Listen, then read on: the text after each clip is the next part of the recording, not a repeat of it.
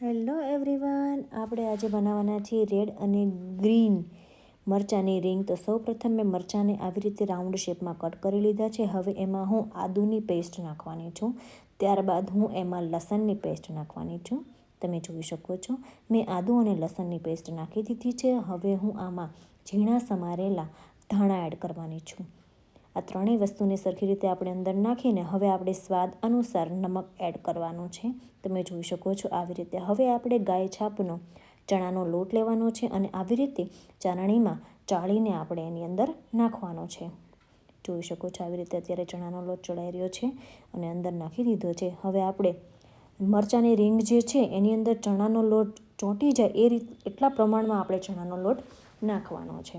હવે આપણે એમાં જેટલું ખાટું મીઠું કરવું હોય એટલા પ્રમાણમાં આપણે લીંબુ એડ કરવાનું છે. તમે જોઈ શકો છો આવી રીતે. હવે આપણે લીંબુ પણ નાખી દીધું છે. નમક ઓછું લાગ્યું તો આપણે પાછું નમક પણ નાખી દીધું છે.